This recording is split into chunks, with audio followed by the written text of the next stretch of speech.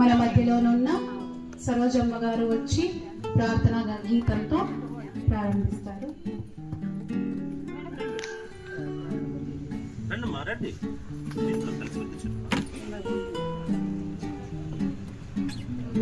Padmaja madam గారి చిత్రపటానికి పూలమాలం వేసి నివాళులు అర్పించవలసిందిగా కోరుచున్నాను.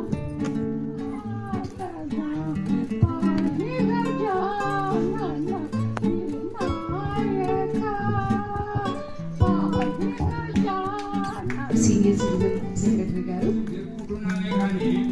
మనకు దేశ చరిత్రలో 2007 చట్టం అనేటువంటిది ఉంటుంది. వాటిని ఇంప్లిమెంట్ చేసేదానికి రాష్ట్ర కేంద్ర ప్రభుత్వం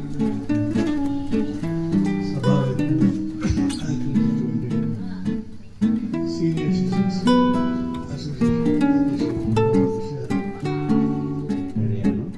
కానీ ఆ 18 ఏళ్ళు నేను సర్వీసెస్ గవర్నమెంట్ తరఫున చేస్తూ ప్రైవేట్గా కూడా 1 or 2 hours మేము స్పెండ్ చేస్తుంటాము.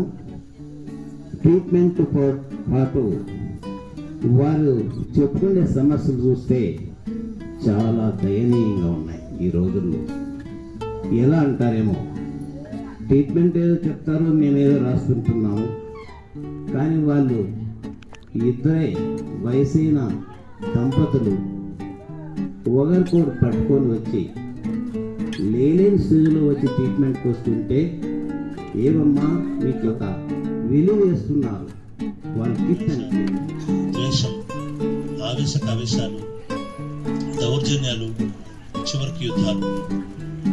అంటే మనం ప్రపంచ వినాశనానికి చాలా దగ్గరగా ఉన్నాం. ప్రపంచ వినాశనం కావడానికి కాకపోతే ఒక్క విషయం ఏమంటే, మనం ఎంత సేవ్ చేసినా కానీ వాళ్ళకు ఒక ఆప్యాయత అనేది ఇంట్లోనే మనస్తత్వం చిన్నపిల్లలుగా ఉంటుంది.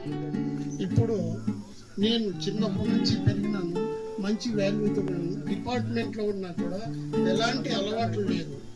దేవుని ప్రార్థించుకుంటాను. ప్రతిరోజు 4:30కు లేస్తాను. యోగా 1.5 గంట సేపు యోగా చేస్తాను. నాకు ఇంతవరకు 64 వయసు.